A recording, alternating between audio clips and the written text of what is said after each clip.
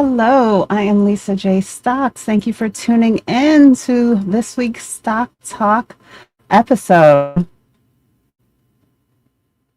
And I am streaming vertical and horizontal, so you might want to hop over to the other live stream for a better view because I am going to be sharing my screen. So let me get into this week's topic, which is going to be touching on portfolio audit that you can do for yourself and be on track. And I'm focusing a lot on this one with our 401ks, which is a lot of the way that many of us get started with investing and need to get a handle of, because we are in that place where we're working at our current company, have 401ks from previous companies, that I want to make sure that you are maximizing your money. So we're going to go through hopefully all of my points I have listed to touch on, and we're just going to get started with the first one. And if you've been here before, you may hear me say this, like, have a standard for yourself. And I'm going to use this portfolio, which I share quite often here on YouTube, because it holds my largest position when it comes to FXAIX, S&P 500 index fund that I am investing into over at Fidelity. Hello, Vincent. Thank you for tuning in. Thank you for that super chat. I appreciate all of your support, as well as being a longtime channel member. Make sure to drop me a message if there's anything that I can ever help you with, support you with. We will be having a members only live probably on Wednesday night, which I believe is July 1st, because I want to make sure that, we do a check-in and spend some time getting ready, reflecting on what happened at the first half of the year, and make sure that we are on track as we enter the second half. So I'll be going live for the Discord as well as my members sometime this week, definitely before we get to that 4th of July weekend. Okay, thank you, Anthony, and everyone who's tuning in. So let me get into my topic. The S&P 500 is something that I often encourage people to use as a bar, as a standard. It is known as the gold standard. It is an index that we've probably heard of, just like the NASDAQ. So it's a percentage that you can use how the S&P is growing as a way of gauging how is your portfolio doing. And when it comes to my individual stocks, I tell you, I'm comfortable with having them in my portfolio. Most of them do outperform the S&P very easily, over 95% of them. But I also like to have funds in my portfolio for stability. I'm no longer investing into my S&P 500 and total market funds because I feel like I have enough of them in my portfolio. But this portfolio has a significant portion of S&P 500 investment. Now, I have this image right here is showing us the 1-year performance, and it's at 22.68%. Now, that's my performance. Now let's take a look at that versus the S&P 500. And we can see here, I'm using a quick snapshot from using VLO as my benchmark, and it's up 18.81% over the last year. Now I'm going to keep on going with this concept. This is just on a shorter time frame. And back to my portfolio. Year to date, it's up 8.83%, while the S&P 500 is up about 6.88%. So you see my bar here, I'm above it. And this portfolio is not strictly S&P 500 investments, but it's 95% of it. And that is FXAIX. So in addition to that, there's about 5% in this particular portfolio, individual stocks being Taiwan Semi and NVIDIA. And that little bit is what's giving me that extra growth, that extra little bump that's helping me to beat the S&P. In addition to those two individual stocks having pretty strong performance, they are later additions to this portfolio. At one point, this portfolio was strictly FXAIX before I decided to add in those two individual stocks. I don't do a lot of individual companies when it comes to my retirement portfolios, especially, but there are a few in there. And then I have other portfolios with other funds, but this is the one that I'm using for today's example. So the total portfolio value is what, 203,377. You can see it here. It's a little small on the on this screenshot here, but I'm up about 61% on my FXAIX, which is about $73,000 in gains just by investing into the S&P 500. The best performer in the portfolio right now is my Taiwan Semi, which I'm up about 123%. But my individual stocks are about, as I said, 5% or $11,000 out of this entire portfolio right now.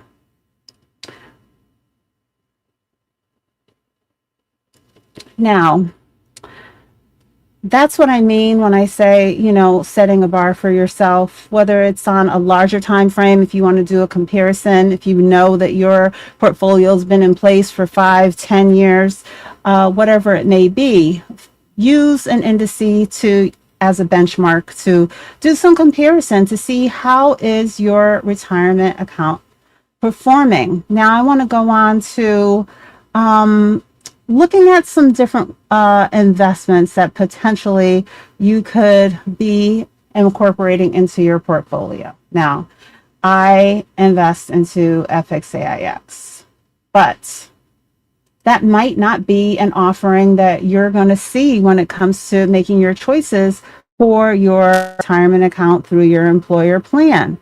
So let's take a look. I want you to have your mind open and realize that it might not be spelled out for you that easily and have even the word or the numbers 500 or S&P 500 in the name. So these are a few that I pulled together that are basically very close equivalents to being an S&P 500 fund. So I just want you to have your minds and be ready to do a little bit of research and digging, because you have to be ready to advocate for yourself when it comes to these things. No one, they may just want you to be defaulted into the target date funds and not want to add the guidance for you. But we're at Fidelity, for example. We have Fidelity Zero Large Cap Index Fund. See, there's no 500 in there, but I know from the detail of this particular fund, it tracks very closely to the S&P 500. I actually refer to it as the generic because I think because it doesn't have a expense ratio associated with it at all. It's a zero fee fund. I don't think they can actually use the S&P 500 in the name of it, but it tracks very similar. I did not decide to go with that as my investment choice, but some others that I'm putting up here. This one is actually is a choice that I wind up going with, and it's probably a little bit more aggressive than the S&P 500, but again, it's called the Fidelity Large Cap Index Fund. The ticker symbol on that is FLCPX. And then FXAIX, that's the one I actually use, or that I'm invested into, that I just shared with you guys, and that's the Fidelity 500. And if you're at a different brokerage, the same concept. Look for Index 500, large cap, these type of things, so that you can see what might be the fund that is most closely equivalent for you, so that you know what flexibility you have. So yeah, it might not be spelled out like a lot of the ETFs and funds that you might see content creators sharing about here on YouTube, like a VOO or VTI. Your offerings through your employer plan are going to be different. So dig through, either use ChatGPT, use a site like this, put it in against other funds so that you can see what is the expense ratio, what is the dividend yield, what are the top holdings in the fund, and how is it, what weighting are you getting into these different funds. And you can see that most likely you'll be able to see the detail and find out what is the most similar fund available to me through this plan that is going to give us similar exposure. See, across these different funds I have up here, it's the same breakdown. We're seeing NVIDIA, Apple, Microsoft, Amazon, Google, Broadcom. It's in the exact same order because these are, if not exactly tracking the S&P, a very similar large cap. And if it's a large cap that is weighted by the market cap of these companies, it's going to be those same companies with very similar breakdowns. Like, we're barely seeing any difference here. 7.69% into NVIDIA versus 7.85% into NVIDIA. So the performance will be similar. There are going to be differences. For example, you see you take a look at the Empowerment S&P 500 fund that I threw in here as an example. The ticker on that is MXKWX. And that one has an expense ratio of 0.12%. So that might be the best available through that particular brokerage. I put T Rowe Price in here also, and that one has an expense ratio of 0.19%. So not every brokerage company is going to have the low fees that you might find at a Vanguard or a Fidelity, but I still encourage you to dig through, comb through, and find the best available choice, because I want you to take advantage of your employer plan, get your match, and it is what it is. While you're employed there are going to be some limitations outside of taking advantage of your employer plan. You know, if you have your own business, you might be able to open up an additional 401k based on your own personal business, or the limits of how much you can contribute to the Roth IRA might be enough for you at the $7,000 to $8,000 of a way to have an additional tax advantaged account in order to be building for retirement if you are with a brokerage company through your employer that doesn't have the best offerings available. I've definitely been there, but I want just to encourage you to take advantage as much as possible. Hello, Jamie. I see you in the chat. Thanks for tuning in. And all right, so I think I had a few over here, this with the same kind of a concept as I was sharing there. So large cap index fund, total market index fund, Vanguard total market fund.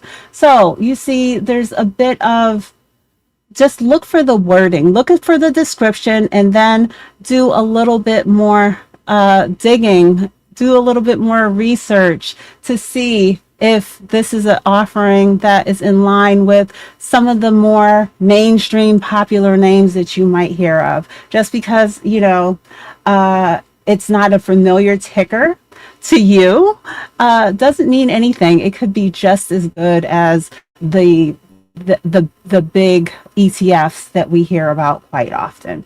So let me see what else. So that was me touching on, let me see my points that I want to touch on. Okay, so now many of these funds, these are not for dividends. These are not dividend and focused investments, but usually like the zero fund at Fidelity, that's one of the reasons why I decided not to go with it, is because it only pays a dividend once per year.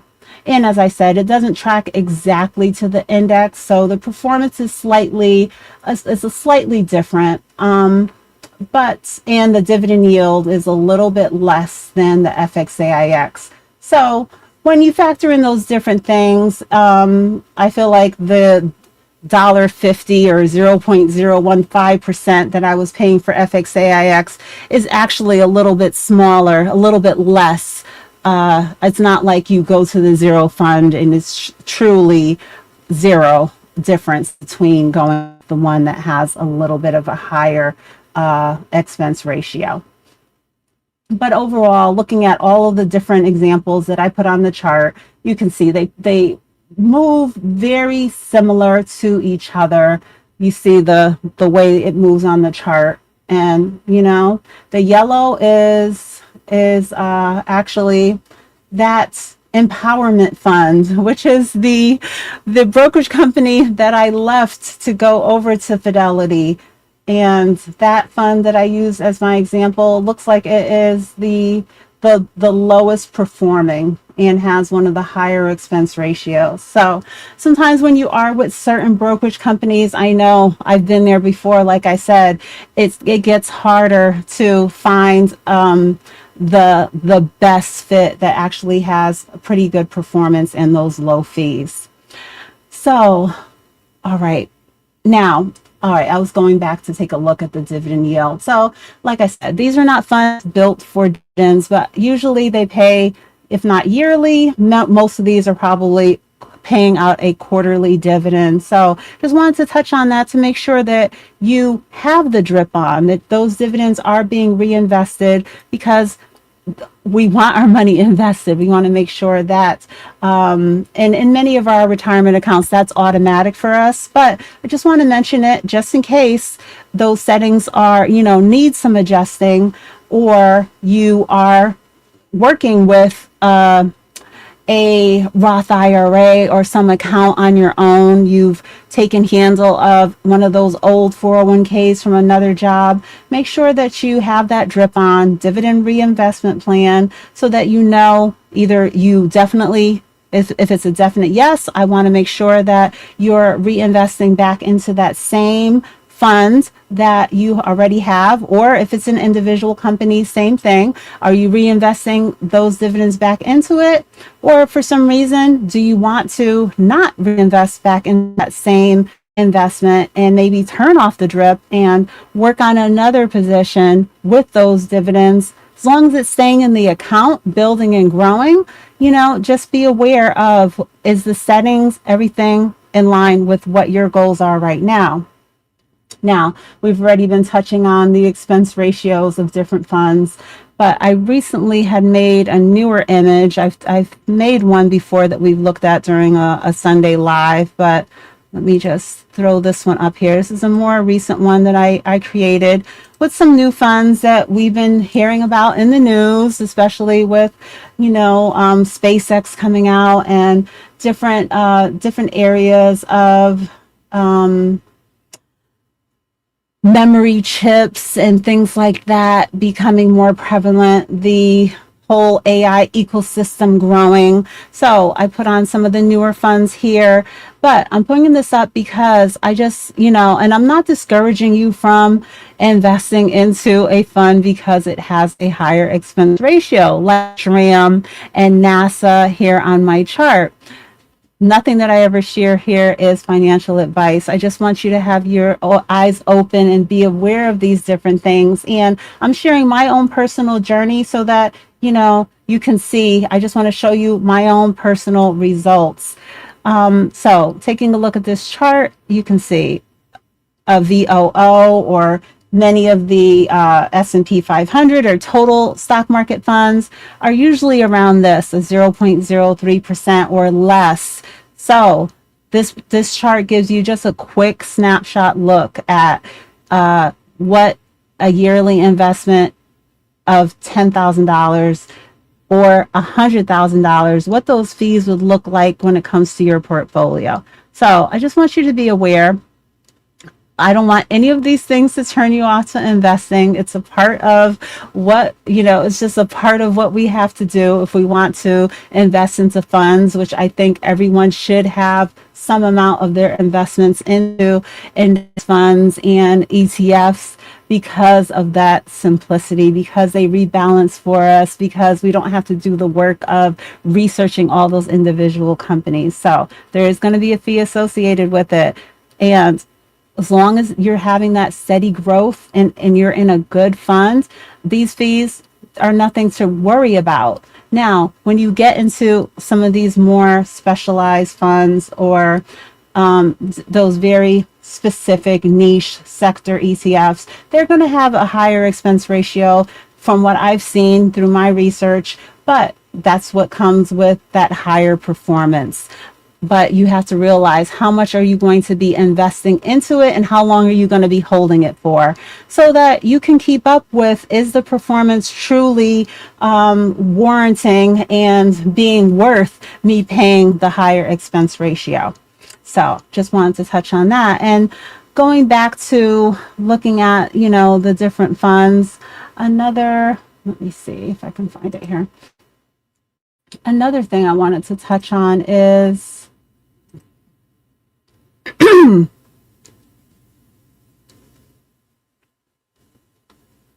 which I often do, but this is a 401k update.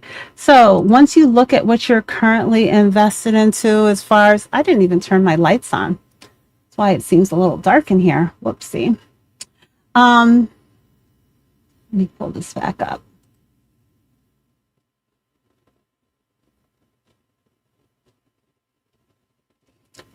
Might have to get some water.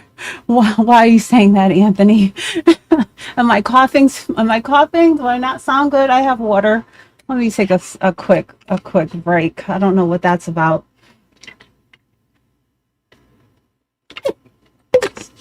Okay, guys, I'm going to turn some more lights on because I feel like I'm sitting in the dark now. Give me 2 seconds.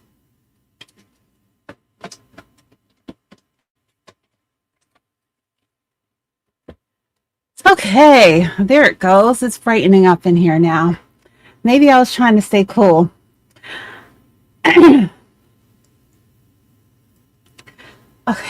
sorry guys. All right, so what I brought up here is something else I wanted to give a reminder on, which is funds overlap. Now, once you take a look at all the other things that I've been talking about so far today, is your portfolio, what is your bar for your portfolio? If you're using the S&P, are you meeting there? Are you meeting it, or are you exceeding it? Okay. What offerings are available to you through your company's plan? Have you taken a look? Are you in the best choice possible that is in line with your goals? Do you have the drip on? Do you know what you want to continue building up into when it comes to your portfolio? We've already touched on the expense ratios. Be aware, it's part of the process, but there could be a better choice out there that has lower fees. And then this next point is fund overlap. And just take a look at what those holdings are, just like we were using that other chart for here. Taking a look at what the holdings are and what the weighting is. And if you have very similar funds in your portfolio already, maybe you can eliminate one and incorporate something different into your portfolio that can give you exposure to something that you don't have a high weighting into when it comes to your portfolio. Now, I lean very heavily into tech when it comes to my portfolio, but there's different areas of there's different ways of going about getting exposure to that. There's VGT, which is a growth fund, which is heavily into tech, but then there's there's VUG which is a growth fund. And then there's things like VGT, which is a more of a tech fund. And then you have funds like SMH, which I do have in my portfolio, which is a semiconductor fund. But then there's cybersecurity funds, just like I touched on in my recent video where I was sharing about an upcoming stock split when it comes to a cybersecurity company.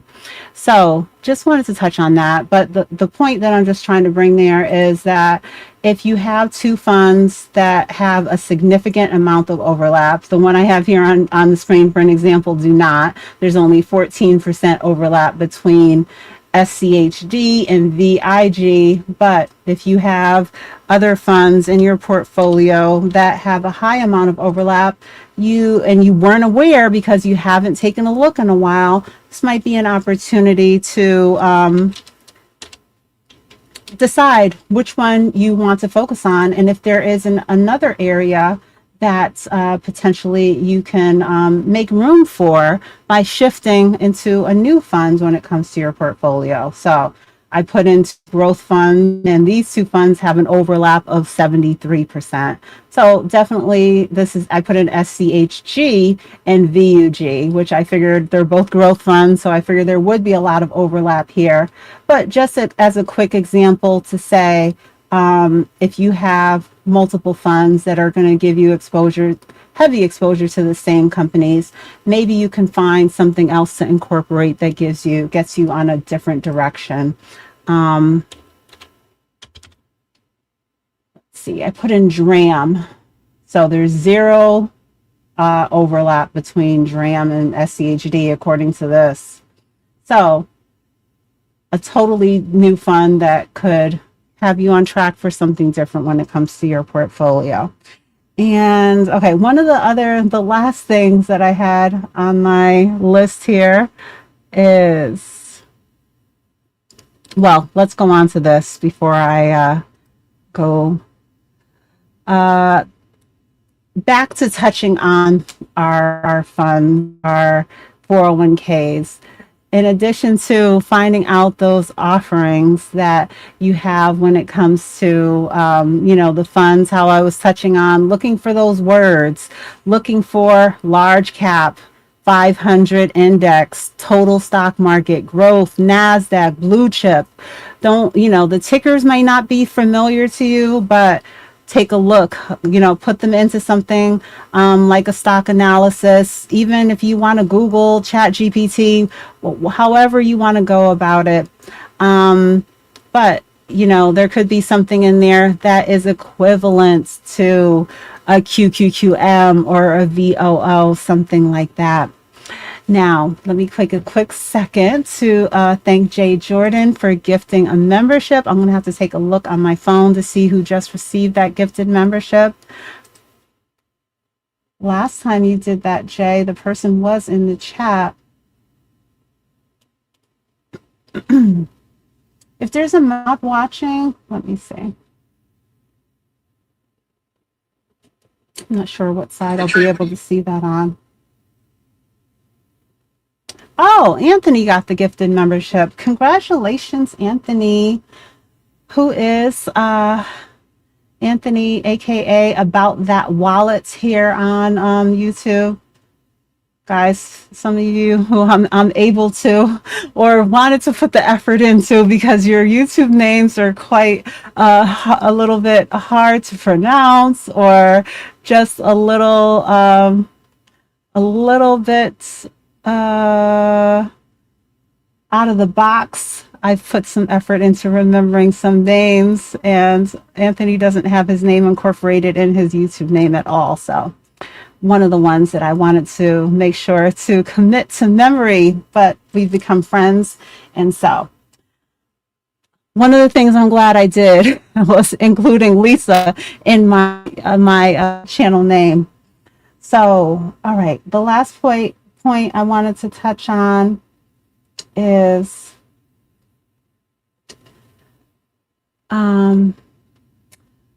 oh, well, I said I wasn't going to go on to the last point because I put this up. Now, like I was talking about, the large cap, the 500, the growth, the NASDAQ blue chip, you can comb through to find funds available to you through your employer plan in that way. And then this is another tip that I like to share. And like I said earlier, this is never financial advice, but these are things that I've actually incorporated when it comes to my own investing strategy. And this is an image if you've been here before, you might have seen me share before. I decided to, when I'm limited to using a target date fund, or I look at the actual detail of it, and I would be happier with it only if it was not as conservative. I've been in this situation, and so what I've decided to do, and I have another portfolio. I might share it another time if you guys let me know if you're interested in seeing another portfolio other than the one that I used as my example when I started off the show today. I've done this before. By using a target date fund that's, for example, 20 years beyond your retirement date, it will become less, it won't be, it'll be more aggressive in their mix. When I look at the target date funds, and I wanted my target date funds to be a minimum of 90 to 92% into stocks. So those are the type of things that I was bringing to my brokerage company, because I was bringing my standards and what I wanted for my portfolio to them, to see if if it was going to be a good fit when it comes to me trying to continue staying with them. It did that. The one situation that I've already shared today was with empowerment and having to move over to Fidelity. And so, yeah, I couldn't find anything that was in line with what I wanted. But this is another way. If you are strictly working through your employer plan and dealing with the target date funds, don't think that you have to go with the one that corresponds to your date. Now, you may not want to go out 20 years like I did. That might not be the fit for you, but take a look at the detail of the fund to see if that potentially could be a way for you to gain additional growth when it comes to your portfolio. So now, okay, so the last point, because the description of the video said that we were going to have 6 things that we were going to talk about today. And I actually touched on all of them. The last one I want to touch on, I'm going to go back to my initial screenshot. And it's very, very small at the bottom of my screen here. But let's see, I can barely see it. Okay, but it's 55 cents. At the bottom of the screen here, it tells me how much cash I have available on this particular account. I have 55 cents. And I'm pointing this out because I want you to know, do you have cash sitting? I want all of our cash to be maximized. So do you have cash sitting in your brokerage account? Do you have an intention for it? Do you have a plan on in a certain time frame that it's going to get invested? At Fidelity, you have to have a minimum of $1 in order to make an investment over there. So I know why I have that lingering little 55 cents there. It's because it's less than $1. But this is an account that I've never added $1 to. I did not continue building on it. For example, I've been keeping all of my accounts separate from my previous jobs. So this was one that was from a job that I was left off over at Empowerment. So when I transferred over that money to Fidelity, I never added any more cash to the account. I just went about investing what was, what I had brung over. But just wanted to touch on this, whether it's in savings, it's in your investment brokerage account. Just make sure that you have a plan, an intention on all of your money, and that it's being maximized. We don't want too much sitting in cash. You have to, that number and that amount, it's going to be different for each person. But, I want to make sure that you're keeping your money invested as much as possible.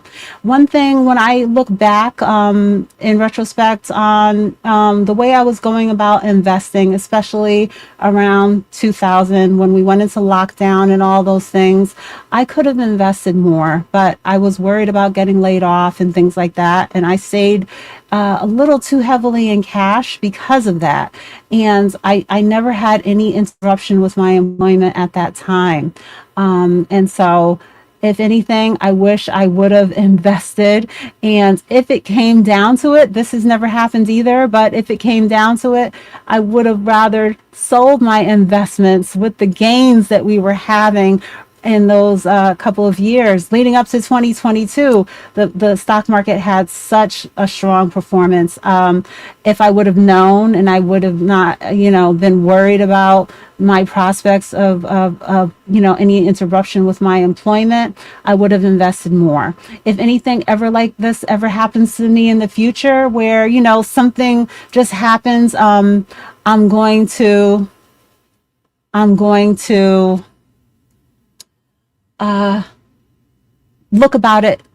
go about it in a different way, and not be not hold on to cash because I'm worried about what the future may hold.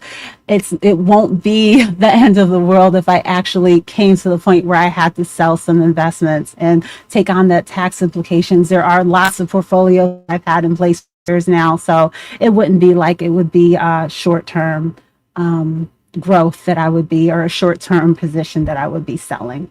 So Honeybee, I'm streaming on both vertical and regular. So if you want to watch on the other end, that would be easier for you for your viewing. But thank you for tuning in. All right, so I'm going to quickly share my community page for a moment, or actually on my community page. Let's see, is this showing up? Nope. Remove, let's add this in. All right, so guys, I just wanted to mention on my community page, I shared a video that I did recently that was just released this weekend. Russ from Dapper Dividends had me on, and I just wanted to encourage you guys to check out his channel, check out my interview with him. I had a really nice time chatting with him earlier this week, and he has the video out already. And I did not share the earnings calendar this week because there was nothing really notable. In my opinion, I think the companies I saw that you guys probably would know are like General Mills and Nike, but no big names, no one on the way to being $1 trillion company, mega cap companies. So there was a video. Oh, this is another video I wanted to mention of Russ's. This is it's videos from about a month ago. It's called How I Found $102,000 of Hidden Tech in My Portfolio. So Russ, unlike me, does a lot of investing into funds, but he did this video giving a breakdown of the exposure that he's getting into those individual names like Microsoft and Apple and Nvidia. And once he did, looked at the funds and determined what percentage he had in them. I'm telling you the whole video. I'm telling you, just giving you a lot of what the video is. But I really enjoyed that one, and I thought it was really interesting. And I was thinking about doing it myself when it comes to my portfolio. But I just wanted to highlight that. But yeah, I did share that on my community wall, so you can definitely easily find the link to that video. I think I shared it when it came out yesterday.